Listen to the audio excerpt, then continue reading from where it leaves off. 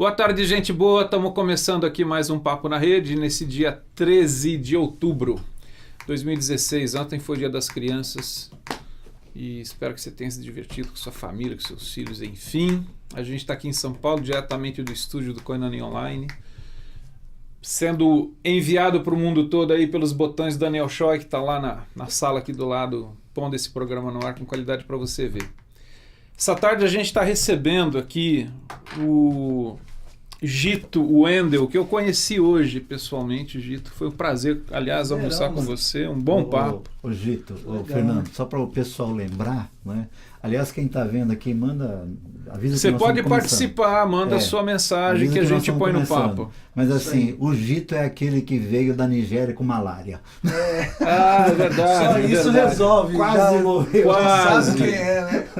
Quase foi uma que vítima. Você ficou conhecido como o cara que veio da malária da Nigéria com malária. E que poderia ser bola, né? Você sabe, né? Pois, não. Eu vim de lá para cá foi naquele pensando que era período, bola. né, que podia ser mesmo. o tal do bola, né? Que seria... Eu ia matar metade da população do país, né? Mas era verdade. só malária, graças a Deus. Graças a Você Deus. não era foi só o vetor malária. do ebola aqui. A gente está essa tarde para conversar um pouquinho com o Gito sobre a vida dele, o que ele tem aí feito, o que ele vai fazer, o que estão aí no horizonte próximo da vida dele, e também sobre o filho literário do Gito, que se chama O Filho de Abaci, que a gente vai falar um pouquinho sobre esse livro, não só sobre o conteúdo, mas a proposta do livro. Então é interessante você estar ligado no que está acontecendo, mas a gente já citou, você já falou, mas bem-vindo, Gito. Obrigadão, bom você viu? estar aqui, ter reservado essa tarde para poder conversar um pouquinho com a gente. Você foi a primeira vez para a Nigéria quando? Foi em 2013, foi um pouquinho tempo atrás, né? Aham. Fui por conta de um convite meio maluco lá da galera de Uberlândia, né? Eu sabia do que estava rolando lá na Nigéria, das crianças bruxas, e quis ajudar. Perguntei pro Vanzo, pra galera, o que pode ser feito lá? E eu imaginava que eles precisavam de dinheiro, né? Toda ONG, projeto precisa de dinheiro, né? E na minha cabeça eu tava fazendo um churrasco, uma feijoada e... Sei. arrecadar um recurso. E ele respondeu assim, olha, a gente precisa de gente. Pessoas. Igual você. Eu falei, legal, mas eu só não tenho recurso pra ir, né? Que é uma desculpa boa, né? Você dá pra sair fora, né? Que pena, né? Porque é caro mesmo, né? Então ia ser a minha resposta perfeita. E ele falou, não tem problema, grana a gente arruma, a gente quer saber se você tá afim. Aí eu falei, não, então tô, né, diante desse desafio. E fui pra lá em 2013, foi muito legal. Você já tinha ciência, quer dizer, antes de você ter ouvido falar nesse 2013, você já sabia desse fenômeno de bruxificação de crianças na Nigéria ou foi uma coisa nova para você? Não, eu sabia pela internet, né? Mas a divulgação que a moçada fez a partir do Marcelo, da galera da Vive TV, né? Tá. Mas antes disso não, é um fenômeno meio que desconhecido, né? Porque eu particularmente não fazia ideia. Né? Quando eu ouvi pela primeira vez, eu não imaginei que isso poderia acontecer a partir, inclusive, das tais igrejas evangélicas. Pois é, né? Antes de essa divulgação aqui que a galera fez, eu nunca ouvi falar disso. Eu achei até estranho, na verdade, quando eu descobri que era um fenômeno causado pela igreja evangélica. Sim, foi um choque, né? Assustador, né? Eu acho que tem um dado aí que tá ligado, que é o seguinte, a gente vem conversando no carro, Gito, assim, cara, a gente sabe muito pouco, na realidade, do que acontece na África. A gente recebe muito pouca informação. De certa maneira, trocando em miúdos, na nossa cultura ocidental, sobretudo, assim, pouco nos importa o que se passa na África, né? Então, agora, eu acho que quando chega, talvez o maior impacto que a gente teve, Brega, foi o fato de saber assim, que esse fenômeno, da questão da bruxificação de crianças, ele parte sobretudo do contexto das igrejas que pregam a chamada teologia da prosperidade, chamadas igrejas cristãs que pregam teologia da prosperidade lá na Nigéria. E eu acho que talvez em outros países da África também isso acontece, esse processo, não? Esse fenômeno. Acontece ali na África subsaariana toda, né? Espalhou para tudo quanto é canto. Alguns países conseguiram segurar a onda, né? Igual Camarões, bem no comecinho do fenômeno, eles já conseguiram paralisar esse fenômeno da bruxificação. Então não expandiu. Quem conseguiu o quê? Foi uma ação do Estado ou Estado. as igrejas caíram em si? Não, uma ação do Estado. Prendeu todo mundo. Aí Prenderam, dificultou.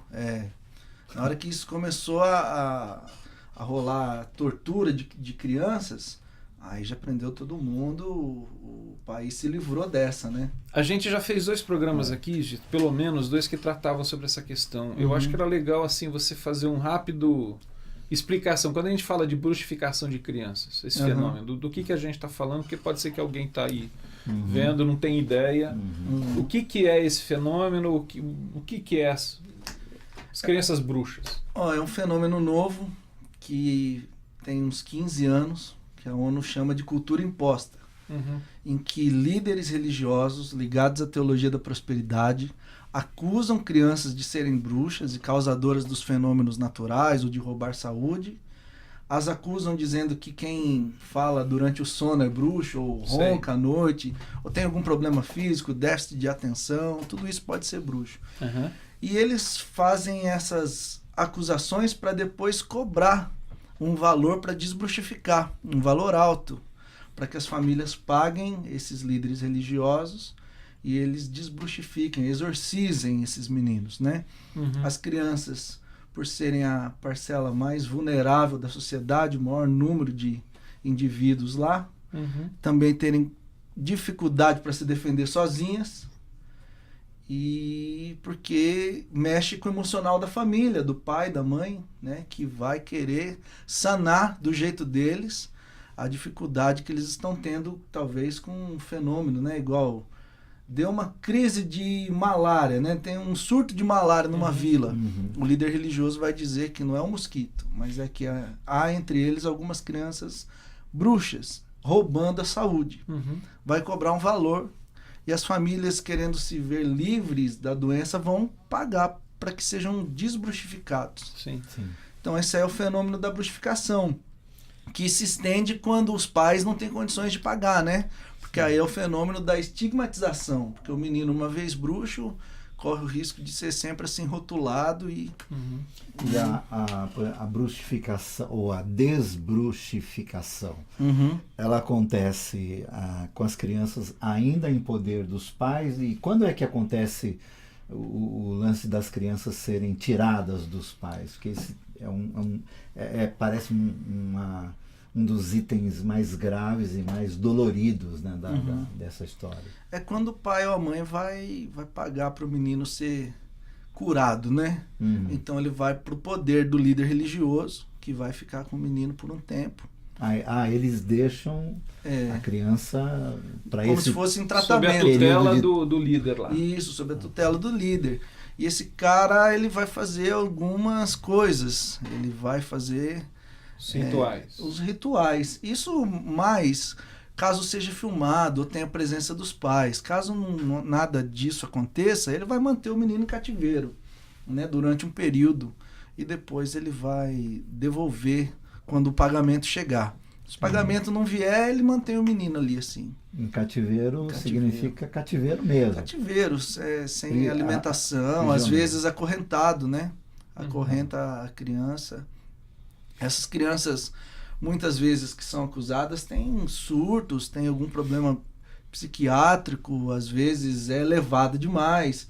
Então o menino vai se debater, vai querer fugir, e com isso ele vai dar sinais, né? Vai falar... Caracteriza ainda mais nessa visão que eles têm da criança. Quanto mais ele tenta reverter o processo, mais claro fica... Pior fica. Agora, isso daí, você está falando, Gito, assim, acontece no ambiente das chamadas igrejas evangélicas, de orientação da teologia da prosperidade. Esses líderes são os caras chamados pastores. Os pastores ligados à teologia da prosperidade. Os caras que vão acusar as crianças de serem bruxas, que vão fomentar essa questão de libertação espiritual, de cura espiritual, e que vão tratar a questão do medo, né? Que vão mostrar para a família, para a comunidade, que os causadores das mazelas, das agonias, são crianças, né? E essas são denominações da Nigéria ou foram denominações de fora que encamparam esses processos dentro da Nigéria? Hoje são denominações nigerianas, a grande maioria, né? De pastores nigerianos que começaram o próprio ministério. Mas a influência de fora, né? Eles não descobriram isso, né? Eles foram influenciados, assim, por líderes religiosos que foram para lá, né? Das grandes denominações. É um jeito de fazer teologia, que é essa vertente da teologia da prosperidade, associada a elementos culturais. Isso. Que tem superstição, medo, uma série de coisas, e virou esse caldo. E que me parece que não tem nada de evangelho, porque o evangelho que era para libertar, ele está mais aprisionando. Acorrenta. Né? E gerando esse vínculo perverso com a criança e com a família. Né? Se lá, como você falou, em Camarões, o governo interviu, puniu, por que isso não aconteceu na Nigéria? A Nigéria, por conta de muita corrupção e porque dos 10 líderes religiosos mais ricos do mundo, 5 são nigerianos, né? Então o poder de influência na política é grande. Também tem a questão de muitos povos, né? São mais de 150 povos ali. Etnias diferentes, outras línguas, outros reis. E um país dividido ao meio, né? Norte muçulmano, sul cristão. E o foco, o olhar hoje que se tem a Nigéria é para o norte muçulmano por conta do Boko Haram, que agora é vinculado, parceiro do Estado Islâmico na África. Né? Então eles olham para o norte e o sul acaba que os líderes religiosos têm uma certa autonomia para poder fazer as maluquices que for, porque não incomoda tanto quanto o norte muçulmano. Né? Entendi. Ô Gito, o Leonilson de São Luís do Maranhão mandando um grande abraço para você. E dizendo que é muito bom ver você, o seu rosto. Valeu, Léo. Muito legal. Bem-vindo, Léo. Agora, Léo o livro... É nosso web espectador cativo. Tá sempre aí. Opa! Que legal. O livro que se chama O Filho de Abaci. Vamos contar um pouquinho a história. Vamos começar pelo título. Foi uma curiosidade nossa, agora já está esclarecido o significado, mas aí então a história e o propósito do livro. Né? O que é o Filho de Abaci? Por que você hoje usa essa expressão? Bom, o Filho de Abaci é o Filho de Deus. Abaci em ibíbio, que é a língua de onde nós trabalhamos lá, né? Do povo em que nós trabalhamos. Significa Deus. O Filho de Abaci, então, é Jesus. Né? A proposta desse termo, Filho de Abaci, é porque muitos dos meninos que chegavam no orfanato, que eram torturados ou que estavam acorrentados, abandonados, eles sofriam processos assim de abandono, de estigmatização e tortura dentro dos espaços religiosos. E que usavam expressões em Jesus' name, em inglês, né? Em nome de Jesus. Em nome de Jesus. Quer dizer, então, toda essa perversidade era feita em nome de Jesus. É feita em nome de Jesus. Então eles vão apanhar e, por exemplo, a varada nas costas sai agora em nome de Jesus. Então quando eles chegavam no orfanato e a gente ia, por exemplo, almoçar e agradecia em nome de Jesus pelo alimento, eles ficavam confusos e pensavam assim, poxa, varada. Eu vou apanhar de novo, né? Esses caras me resgataram para me bater mais. Seria envenenada essa comida, né? Por exemplo. Né? E aí, no começo, a gente trocava a expressão Jesus' name para o Filho de Deus, né? Ou Nazareno, ou qualquer coisa assim. Mas justamente para que eles não se assustassem ao chegar. Depois, com o tempo, eles vão recebendo todo carinho e amor, eles ficam tranquilos com Jesus' name, né? O nome de Jesus. Mas no começo eles ficam assustadíssimos. E por causa disso eu sempre usava essa expressão, filho de Abaci, que eles usam muito essa expressão, Abaci Udion, né? Deus abençoe. Então, quando em inglês você usa o filho de Abaci, eles não ficam assustados. Alguns ficam confusos. Quem que é o filho de Abaci? Né? Alguns pequenininhos. Mas aí foi a partir disso que a gente começou a chamar Jesus de o filho de Abaci. Certo. E o livro, a ideia de escrever foi para que fosse um romance do ponto de vista das crianças. Eu queria escrever alguma coisa que fosse elas contando o dia a dia, as fugas, o desespero, o medo. Então um romance seria melhor, né? Seria mais apropriado para poder relatar a história delas. Do que só uma simples descrição e um relato. Do fenômeno em si, né? Porque o fenômeno é complexo, aí você tem que ter toda uma explicação complexa. Agora, se você conta a história de um menino, é mais fácil você entrar no personagem e conforme lendo, você dele. Vai vivendo o mundo dele e chega no final do livro, acaba que a moçada entendeu o fenômeno, né? Você pode dar algum spoiler pra gente do final do livro? Brincadeira. Mas do meio eu posso, do final depois a galera não vai comprar o livro, pô.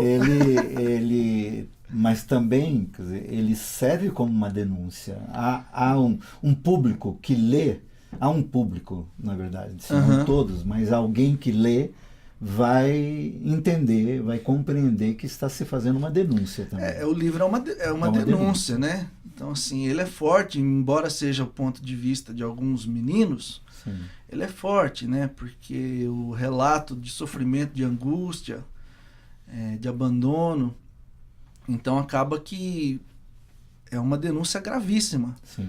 Então eu tentei linkar com algumas realidades, por exemplo, essa do Boko Haram, que é o grupo terrorista que atua no norte.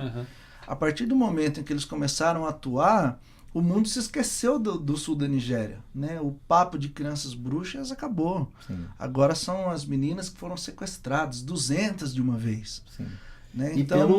E pela associação com o Estado Islâmico e até a Al-Qaeda em si, e o perigo que isso representa para o mundo, sobretudo o mundo rico, né? O mundo mais normal, né? E aí acaba que a moçada... É o mundo mais normal. O que é esse mais normal? Mas tudo bem. Perenou muito. O mundo mais normal. E acaba que a galera deixou de olhar para o sul, para o fenômeno das crianças bruxas. Também porque, assim, uma criança bruxa, ela é torturada uma vez por semana, você sabe de um caso. Sim. Quem vive lá na Nigéria vê caso todo dia, mas a gente vê um por semana. Então, um por semana é diferente de um ataque terrorista por semana. Vocês entendem? Sim. É um menino sendo morto, sim. enquanto há uma criança bomba no norte, né? Então, o olhar vai para o norte. Diminui o interesse, né? Chegou um e-mail aqui do Nelson Bomilcar. Abraço, que Nelson. Legal. Esse fenômeno... Nelson... É mais uma variação que acontece aqui no Brasil e na América Latina com líderes inescrupulosos e que usam uma fé desvirtuada para amedrontar e explorar os simples politicamente e socialmente, em países de extrema pobreza social. É também uma consequência da falta de se tratar a saúde mental nas comunidades da fé e também das nações. Abraço para você, Nelson. Abraço, amigo. Até daqui a pouco, hein? Vou tomar um café hoje. Estão convidados, Nelson. Opa, vamos tomar café. E o Leonilson de novo. E aí, tem uma pergunta interessante. Como fica o coração de alguém ao ver uma maldade tão grande realizada em nome de Deus? Interessante, assim, porque você, antes de ir para 2013, antes de você ir para a Nigéria, você já tinha uma experiência missionária, vamos dizer assim. Você teve uma formação no Jocum, enfim, e aí, juntando essa pergunta do Leonilson, como é que foi para você, para o Gito, sair das caminhadas que você já tinha, que tinha a ver com a questão do reino, do evangelho, desse evangelho que põe o pé no chão e vai lidar com vidas. Uma passagem de 1 ano e meio aqui pela Missão Sena, né? Aqui na cidade de São Paulo. Que é uma realidade muito, muito difícil. Também. Formação teológica minha toda da Sena. Tá bem formado, irmão. E aí, como é que foi você chegar? Como foi a sua experiência, a primeira vez de ter ido para a Nigéria? Fernando, para mim foi terrível, cara, porque assim, até então a gente lidava com uns fenômenos que acabam sendo de cunho social, né? O abandono, a indiferença e tudo mais. Na Nigéria não, na Nigéria é um fenômeno causado em nome de Jesus. Isso foi o que mais me chocou, né? A primeira sensação foi, como que esses caras têm coragem de fazer o que fazem em nome de Jesus? Então, assim... Conforme o Nelson colocou, aqui e no mundo ocidental, enfim, quer dizer, acontecem essas manipulações, só que elas ganham outras tonalidades, né? Talvez seja o fato do, vamos dizer assim, não sei, mas talvez o tipo de perversidade ou a maneira como essa perversidade, que é a mesma, na sua essência na sua essência mesmo, mas a forma como ela se manifesta. Na Nigéria, quer dizer, tocando em pessoas que são vulneráveis, indefesas, a gente está falando de crianças. E os pequeninos, né? Para quem lê os evangelhos sabe que Jesus os queria bem. Então você fica... Tocar num pequenino... Não, para você ver, grande, Jesus os protege, né? Cuida deles em amor, fala, não enche o saco, deixa esses pequenininhos virem até mim. Né? E de repente lá você vê, em nome dele, os caras torturarem meninos, assassinar meninos, né? E assim, isso foi um choque. Então, ainda que a gente lê nos evangelhos Jesus alertando, muitos virão em meu nome, vão fazer essas perversidades, é ruim você ver que chegou a hora, né? Constatar. Isso, né? Mas o que o Bomilcar estava falando é muito interessante, porque há um mês, mais ou menos, a Sara, minha esposa, ela me marcou num fato que aconteceu em Brasília, capital do país, de uma pastora e uma mãe que foram presas porque deixaram a filha acorrentada, acho que em torno de um mês, porque eles diagnosticaram que ela era possuída. Então, assim, a perversidade chega aqui também, né? É que a gente ainda é amparado por um pouquinho mais de lei. Talvez as igrejas brasileiras ainda tenham um pouquinho mais de olhar para essas realidades, assim. Agora, na Nigéria, não. Os caras não querem nem saber, né? E também tem a questão cultural, que eles acreditam de fato que essas crianças... Eles acreditam em muitas coisas. Muita coisa, né? De sereia a unicórnio, né, cara? Que acaba meio que inocentando, né, aqueles que praticam a maldade em nome de uma divindade, seja ela qual for, né? E eu acho que tem uma questão que, assim, a gente está falando de uma superstição popular, cultural, mas eu acho que está associado também a uma questão do caráter, porque a gente está falando de um país como a Nigéria. Fui dar uma olhada no nosso almoço no Google para ver, por exemplo, o IDH da Nigéria, né, que não é dos melhores, não é considerado um IDH baixo, apesar da Nigéria também estar lendo que hoje me parece que é o maior PIB da África. Conquanto o PIB ele não significa um IDH alto. Mas enfim. Então, assim, a gente está falando da Nigéria, que é um país com tremendas dificuldades socioeconômicas, onde tem 5 dos pastores mais ricos do mundo. Então a gente está falando de questão de caráter. Claro. Né? De canalice mesmo. Uma distorção. Exatamente. Absurda, do que significa o evangelho. E se você trocar uma ideia com esses caras, com esses líderes religiosos que fomentam essa maluquice, esses caras não creem que de fato as crianças são bruxas. Eles sabem que aquilo ali é um jogo de poder, uma moeda. Uma moeda de manipulação e tudo mais. É mais ou menos o que rola por aqui também, né? Com outras características. Né? O cara, o chefão das maluquices aqui, ele sabe que aquilo ali tudo que ele promete é uma promessa vã, né? Não existe de tem fato. Uma meta, né? Tem que bater meta. Tem que bater. Só que lá na Nigéria, o que dificulta é porque as leis são menos rígidas, a perversidade é maior por conta que se favorece também da ignorância, né? Diz uma coisa, a quantas andam este orfanato hoje? Quantas crianças? Tanto quantas crianças e como é que ele está se mantendo, quem que está administrando, a sua ida para lá em dezembro, e o livro tem a ver com arrecadar fundos para isso, para a viagem do Egito, né, para dezembro. O que você vai encontrar lá e como é que está hoje? Quantas crianças tem no orfanato, enfim? Hoje nós temos uma média de 40 crianças, né? As que a gente começou com elas eram 20 e tantas e foram sendo resgatadas e foram chegando, né? Em torno de 40 crianças. O orfanato é mantido com a ajuda da moçada mesmo, né? Mantém através do site. Gente daqui, especialmente de fora. Hoje em dia eu diria que a maior parte é da Europa, né? Da Inglaterra, Suíça. São parceiros, pouquinhos, grupos pequenos que se juntaram para enviar recursos. Que tudo na Nigéria é caro, embora seja um país com muita dificuldade, tudo fica caro, né? Então, por exemplo, o aluguel do orfanato lá, do espaço do orfanato, você tem que alugar anualmente. Então, em janeiro, você tem que ter uma bolada para dar grana lá, né? Então, é tudo muito complicado. E aí precisa de recursos de fora do Brasil, né? Sim. E aqui no Brasil também, através do site do caminhonações.com, a galera pode... Tem como lá. Tem como ajudar, ofertas específicas e tudo mais. Então, é mantido assim. E hoje quem está lá na orientação, na direção, são nativos, são nigerianos? Temos uma equipe nigeriana e o Léo, que mora na Inglaterra, que coordena essa equipe. Certo. Então essa equipe trabalha lá, temos assistentes sociais, uma galera que vai desenvolver os projetos com os meninos, cuidadores, né? Não deixa a peteca cair no orfanato.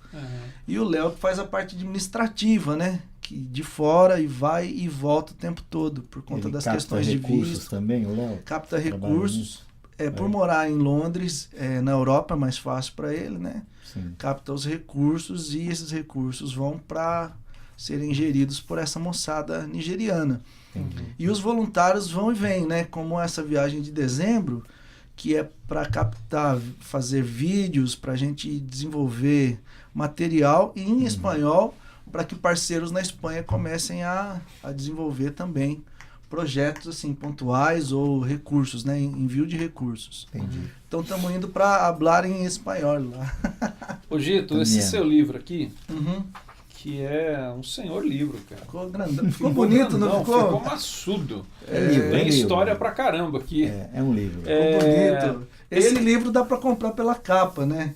Não tem a frase de... É verdade, cara. Esse livro com essa capa aqui ali na Livraria Cultura, por exemplo. Eu diria assim, a capa mas tem, ele tem uma pedigree, história. E assim, segundo o que nós ouvimos no almoço, passou pelas mãos de Gladir Cabral. Se saiu das mãos dele não sei. E foi para a editora, entendeu? Porque o maior desafio para o autor é você dar um livro nas mãos do Gladir, né, cara? Né? Agora, se o Gladir soltou para a editora, tá bom. O livro, ele tem alguns propósitos, assim, eu diria. Me parece que é fazer chegar às pessoas essa história que acontece na Nigéria e em outras regiões do continente africano, né? Mas ele também tem um propósito que é de ajudar na sua ida na sua volta para a Nigéria em dezembro desse ano 2016. Isso. Né? Então a pessoa, ao adquirir, ela, além de ter uma narrativa sobre o que se passa com as crianças da Nigéria, essas que são... Eu acho que é mais interessante de falar de crianças bruxificadas do que de crianças bruxas, né? Porque na realidade a bruxificação é um processo que elas são transformadas. Ela recebe, né? Ela recebe esse estigma. Elas são bruxificadas, elas não são bruxas. Né? Agora, outra coisa, então, como que as pessoas podem adquirir o livro de maneira, inclusive, a contribuir, a gente está falando isso claramente, aliás, incentivando, claro. Né, para que elas possam adquirir, para ter o conteúdo, mas também para ajudar na sua ida, no projeto que você tem para passar um tempo, que é o final desse ano, começo do ano que vem, na Nigéria. A melhor forma é pelo site da editora, né? Que Editora é livraria, Grafar. Isso, é livrariagrafar.com.br. Lá dá para adquirir o livro, parcelar, comprar tudo tranquilo, né? E receber em frete rapidinho. E além da Grafar, eu tô andando para lá e para cá com os livros, né? Sim, então, para fazer contato com você, o que é melhor? Eu acho que o Facebook. Facebook. O Facebook, porque Gito buzina lá e eu respondo rapidinho. Você responde? Rapidinho assim, uns 2 dias, mas eu respondo. Gito Wendel. Gito Wendel. Vai lá e adicione-se lá. Né? Tem o botãozinho comprar lá também, que vai te direcionar para o site da editora. Aí dá para comprar de tudo que é jeito. Para comprar a gente facilitou o máximo. Claro, né? Tá certo. E assim também, eu vou dizer da nossa experiência, assim, o Gito estará comigo na minha comunidade domingo, mas estará também na comunidade Atos, né, no sábado, na Casa da Rocha do Hamilton, em Guarulhos, no domingo de manhã. E se alguém estiver que estiver nos ouvindo e quiser que você visite a comunidade, enfim, também pela mesma via, né? Eu acho que o Facebook hoje em dia é mais tranquilo, né? Mais fácil.